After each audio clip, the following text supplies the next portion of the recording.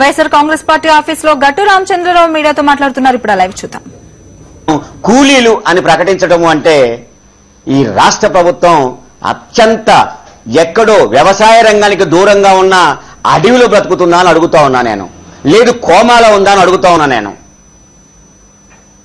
వ్యవసాయ కూలీలకు ఉపాధి హామీ పథకం ప్రవేశపెట్టడం అంటే అది కూలీలను కూడా ప్రతి మనిషి కూడా బ్రతకడానికి ఒక రాజ్యాంగం ఒక హక్కునిచ్చింది. ప్రధానంగా దళితులు, వెనుకబడిన తరగతుల వాళ్ళు భూమి లేక కూలీ చేసుకుంటున్నప్పుడు కనీస కూలీ ఉండాలి. సంవత్సరానికి 100 రోజులన్నా వాళ్ళకు పని దొరకాలి, సంవత్సరం మొత్తం బ్రతకాలి అంటే అని ఎన్నో ఆందోళనల ఫలితంగా మహానేత రాజశేఖర రెడ్డి గారు కూడా చేసిన కృషి ఫలితంగా ఉపాధి హామీ పథకం వచ్చింది. అదేవిధంగా ప్రజలకు సంక్షేమ పథకాలు రాజశేఖర రెడ్డి గారి వల్ల చాలా పథకాలు వచ్చాయి. ఈ రోజు దామోదర రాజనరసింహ ఇది మాట్లాడుతూ ఇంకొక మాట అన్నాడు ఆయన, సంక్షేమ పథకాల వల్ల దుష్పరిణామాలు ఏర్పడుతున్నాయి అని. ఎంతటి నీతిమాలిన మాట అండి ఇది. సంక్షేమ పథకాల వల్ల దుష్పరిణామాలు వస్తున్నాయా అంటే సంక్షేమ పథకాలను రద్దు చేయడానికి ఒక ప్రత్యేకమైన కుట్ర జరుగుతూ ఉంది ప్రభుత్వంలో.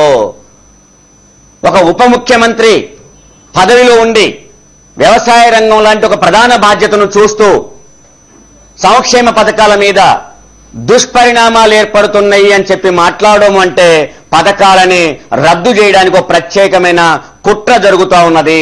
ఆ కుట్రలో భాగంగానే రాజనరసింహ మాట్లాడాడు అని అనుకోవాల్సి వస్తూ ఉన్నది. దీనికి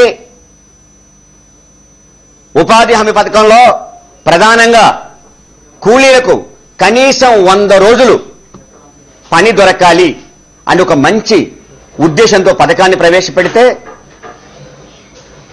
దానికి ఇచ్చేది ఈరోజు ఆందోళన చేయంగా 125 రూపాయలు కూలీగా ఇస్తా ఉంటే అది కూడా మధ్యతరగతి రైతాంగం పనులను కూడా ఉపాధి హామీ పథకంలో ఇంక్లూడ్ చేయాలని చెప్పేసి ప్రభుత్వం నిర్ణయించిన తర్వాత కూలివాడికి కూలి దొరకడం అంటే అది రైతులకు భారమైన విషయం. అందుకే సాగు బహిష్కరణ చేస్తున్నారని చెప్పి మంత్రి గారు మాట్లాడడం అది మంచిది కాదు. ఆయన ఆ మాటలను ఉపసంహరించుకోవాలి. ఒక దళిత మంత్రి అయి ఉండి ఒక దళిత కుటుంబాల నుంచి వచ్చి దళితులుగా ఉన్న వాళ్ళ మీద, కూలీల మీద ఆ విధంగా కామెంట్ చేయడం మంచిది కాదు. ఆయన వెంటనే ఉపసంహరించుకోవాలని నేను చెప్తా ఉన్నాను. పైగా ఎంత అవగాహన రాహిత్యంగా ఉన్నాడంటే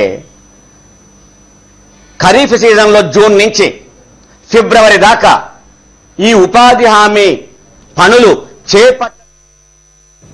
ప్రజా శ్రేయస్సు కోసం వైఎస్ఆర్ ప్రవేశపెట్టిన సంక్షేమ పథకాలను ప్రభుత్వం నిర్లక్ష్యం చేస్తోందని గట్టు ఆరోపిస్తున్నారు. ఇక